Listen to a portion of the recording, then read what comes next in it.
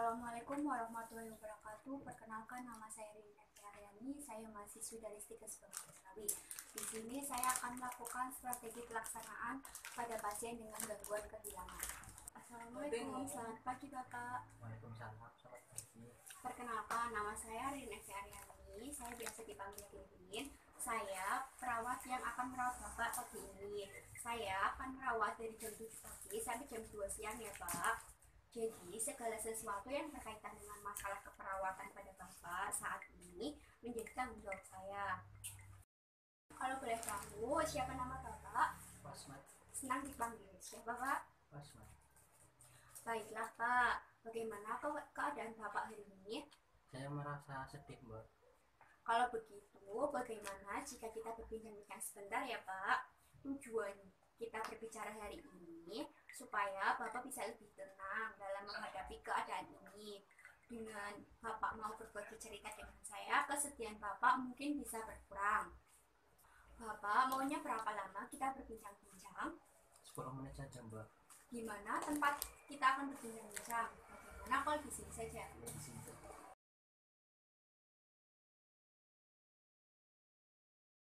Baiklah Bapak, bisa Bapak jelaskan kepada saya bagaimana perasaannya hari ini? Saya masih merasa sedih, Mbak, dan kehilangan karena istri saya meninggal.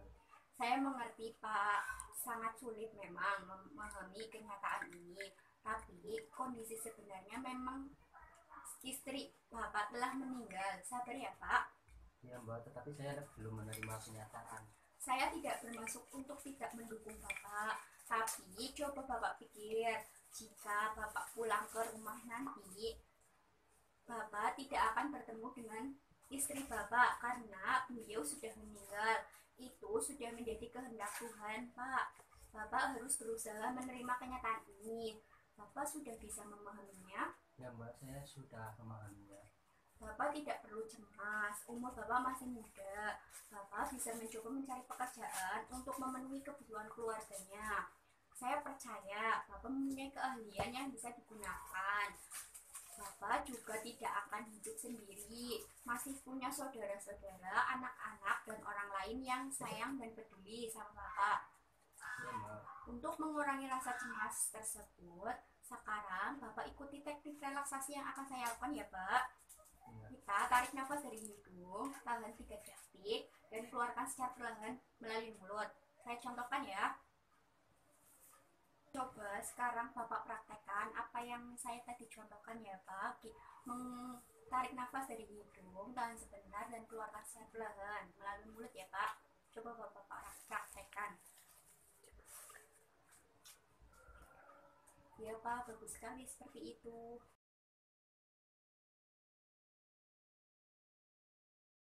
Bagaimana perasaan Bapak sekarang? Lebih enak kan, Mbak? Apakah Bapak sudah mulai memahami kondisi yang sebenarnya terjadi? Ya, saya sudah sedikit memahami kondisi sebenarnya. Kalau begitu, coba Bapak jelaskan lagi hal-hal yang Bapak dapatkan dari perbincangan kita tadi ini. Dan coba Bapak ulangi teknik relaksasi yang telah kita lakukan. Yang pertama, tarik nafas yang dalam, tahan sebentar selama 3 detik, terus kemudian hembuskan perlahan-lahan. Bisa Bapak praktekkan? Iya bagus Pak, ternyata Bapak masih ingat apa yang telah saya ajarkan tadi ya. Nah, setiap kali Bapak merasa cemas, Bapak dapat melakukan teknik tersebut ya Pak. Dan setiap kali Bapak merasa tidak terima dengan kenyataan yang terjadi, Bapak dapat mengingat kembali perbincangan kita hari ini. Baik, Mbak, nanti saya lakukan. Pak, ini ada buku kegiatan untuk Bapak ya. Bagaimana kalau kegiatan teknik relaksasi Bapak masukkan ke dalam jadwal kegiatannya? Apakah Bapak setuju? Iya, Mbak. Nah, di sini ada kolom kegiatan, tanggal, dan keterangan, Pak. Bapak bisa mengisi kegiatan teknik relaksasi pada kolom kegiatan ini. Kira-kira berapa kali Bapak akan melakukan teknik relaksasi? 3 kali dalam sehari, Bu. Siang, pagi, siang, dan malam. Baik Pak, 3 kali sehari ya, pagi, siang, dan malam. Cara mengisi buku kegiatan ini, Jika Bapak melakukannya tanpa dibantu atau diingatkan oleh orang lain, Bapak bisa menulis dengan simbol huruf M, artinya mandiri ya Pak, melakukannya mandiri. Jika Bapak dibantu atau diingatkan, Bapak tulis dengan simbol B, artinya dengan bantuan. Dan jika Bapak tidak melakukannya, Bapak tulis dengan simbol T, tidak melakukan. Bapak paham? Iya Mbak, saya paham. Nanti Bapak jangan lupa mengisi buku kegiatan ya. Iya Mbak, nanti saya mengisi buku kegiatan Mbak. Sesuai dengan kontrak kita tadi, kita berbincang-bincang selama 10 menit ya Pak. Dan sekarang sudah 10 menit Pak. Pak, kapan Bapak mau kita melanjutkan perbincangan kita? Bagaimana kalau kita besok membicarakannya tentang hobi? Iya Mbak, pergi saja. Baik, besok pagi jam 7 ya Pak. Iya Mbak. Bapak maunya gimana? Sini saja Mbak. Ya baiklah, besok kita akan melakukan perbincangan tentang hobi di sini lagi ya Pak. Nah, sekarang Bapak istirahat dulu sebelum saya permisi pamit pulang. Apakah ada yang ingin Bapak tanyakan? Enggak ada Mbak. Baiklah, kalau Bapak sudah paham, saya rasa cukup ya Pak. Terima kasih. Assalamualaikum.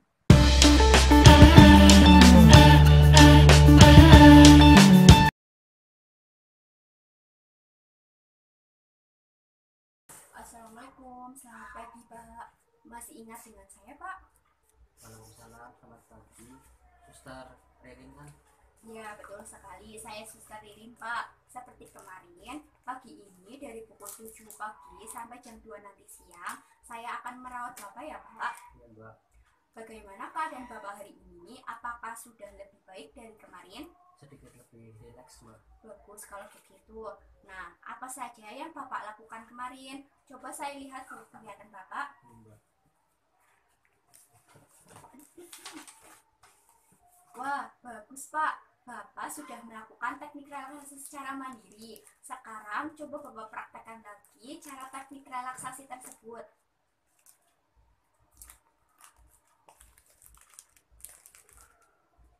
Bagus sekali, Pak.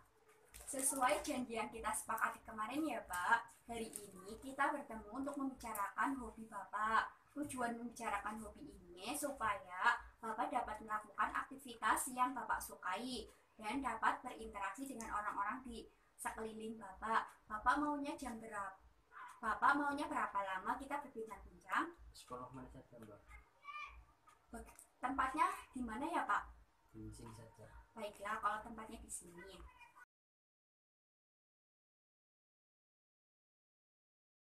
Pak, apakah Bapak sudah memikirkan hobi yang Bapak senangi? Sudah Mbak. Saya suka bermain voli. Ya, ternyata Bapak hobi bermain voli ya. Tidak semua orang itu bisa bermain voli loh, Pak. Selain bermain voli, apakah Bapak mempunyai hobi yang lain lagi? Saya suka bermain bulu tangkis. Wah, ternyata Bapak juga hobi bermain bulu tangkis ya, Pak. Ngomong-ngomong tentang hobi Bapak bermain voli, berapa sering Bapak biasanya bermain voli dalam seminggu, Pak? 2 kali Mbak. Cukup sering juga ya, Pak. Pasti kemampuan Bapak dalam bermain voli sudah terlatih. Apakah Bapak pernah mengikuti lomba voli? Pernah Mbak. Lomba antar provinsi. Ternyata Bapak hebat juga ya dalam bermain voli. Buktinya Bapak pernah memenangi lomba voli antar provinsi di daerah Bapak ya. Nah, bagaimana kalau sekarang Bapak bergabung dengan yang lain untuk bermain voli? Tampaknya di sana banyak orang-orang yang ingin bermain voli. Bapak bisa melakukan hobi Bapak itu bersama-sama dengan yang lain. Baik Mbak, nanti saya akan bermain voli. Pak, saat Bapak sedang merasa emosi tapi tidak mampu meluapkannya, Bapak bisa melakukan kegiatan ini bersama-sama yang lain. Selain itu, kegiatan ini juga dapat membuat Bapak berhubungan lebih baik dengan yang lainnya dan Bapak tidak merasa kesepian lagi.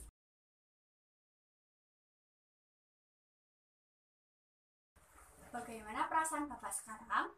Apakah sudah lebih baik dibandingkan kemarin, Pak? Lebih rileks Mbak. Sekarang coba Bapak ulangi lagi apa saja manfaat yang Bapak dapatkan dengan melakukan kegiatan yang Bapak senangi atau dengan melakukan hobi Bapak. bisa bercengkrama dengan teman-teman dan tidak merasakan kesepian lagi. Baiklah Pak, kalau begitu Bapak dapat bermain voli saat Bapak sedang merasa emosi. Baik Mbak. Pak, Bapak sudah mempunyai buku kegiatan harian kan? Bagaimana jika kegiatan bermain voli ini juga dimasukkan dalam kegiatan sehari-hari? Ya boleh Mbak. Bapak maunya berapa kali main voli dalam 1 minggu? 2 kali dalam 1 minggu aja Mbak. Kira-kira jam berapa Bapak nanti akan bermain voli? Sore jam 4. Nah, nanti kalau Bapak melakukan kegiatan ini, Bapak jangan lupa mengisi buku kegiatannya. Caranya sama dengan yang sebelumnya. Jika Bapak melakukan sendiri tanpa diingatkan dan dibantu oleh perawat atau orang lain, Bapak tulis dengan simbol M atau mandiri. Dan jika Bapak dibantu dalam melakukan kegiatan, Bapak tulis dengan simbol B. Jika Bapak malas atau lupa mengerjakannya, bisa ditulis dengan simbol T. Apakah sudah paham, Pak? Ya Mbak, saya paham. Sesuai dengan kontrak kita tadi, kita berbincang-bincang selama 10 menit. Dan sekarang sudah 10 menit ya, Pak. Nah, Pak, bagaimana kalau besok jam 8 setelah makan pagi, saya akan kembali lagi untuk mengajarkan Bapak cara meminum obat dengan benar. Kita ketemu di ruangan Bapak saja ya. Ya Mbak. Apa ada yang ingin Bapak tanyakan? Sudah ada Mbak. Baiklah kalau begitu, saya permisi dulu ya. Terima kasih. Assalamualaikum. Waalaikumsalam.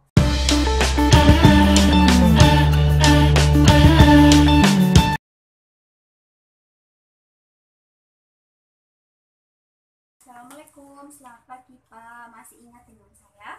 Waalaikumsalam. Mbak, Suster Irin Pak. Iya betul sekali, saya Suster Irin Pak. Seperti kemarin, pagi ini dari jam 7 pagi sampai jam 2 siang nanti, saya akan merawat Bapak. Iya Mbak. Bagaimana keadaan Bapak hari ini? Apa semalam Bapak bisa tidur dengan nyenyak? Sudah merasa lebih baik Mbak. Apa boleh saya lihat kegiatannya?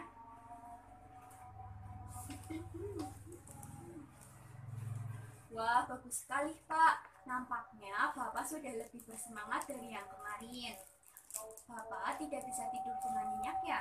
Baiklah, sesuai dengan janji kita yang kemarin, saya akan memberitahu Bapak obat yang harus Bapak minum untuk mengurangi kecemasan dan agar Bapak dapat tidur dengan nyenyak. Bapak maunya berapa lama kita berbincang-bincang? 10 menit saja Mbak. Bagaimana kalau kita berbincang-bincang di sini ya? Ya boleh di sini.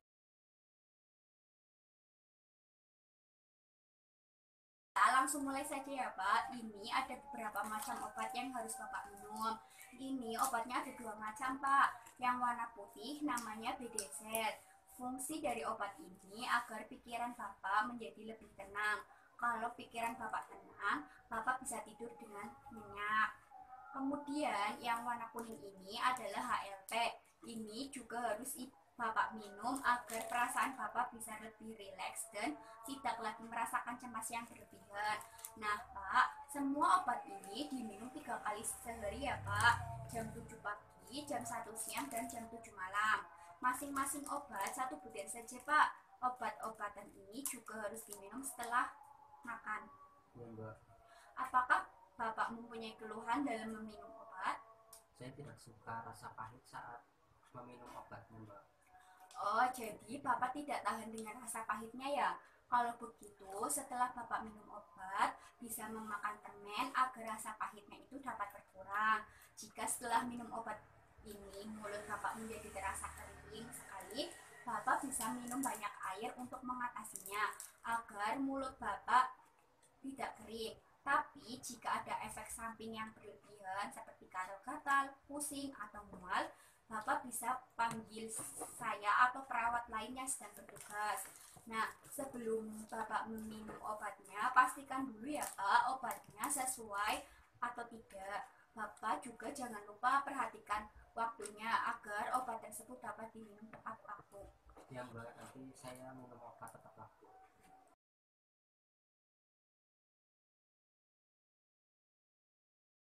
Bapak sudah mengerti apa saja obat yang harus Bapak minum dan bagaimana prosedur sebelum meminumnya? Sudah Mbak, obat yang diminum ada 2 kan. Yang PD set yang warna putih, kemudian yang warna kuning HNP. Sebelum saya meminum obatnya, pastikan dulu obatnya sesuai atau tidak, dan jangan lupa memperhatikan waktunya. Obat-obatan ini juga harus diminum setelah makan.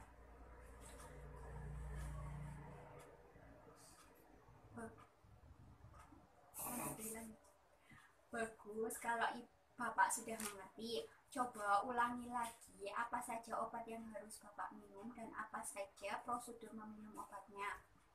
PD set yang warna putih fungsinya agar pikiran menjadi lebih tenang dan tidur dengan nyenyak.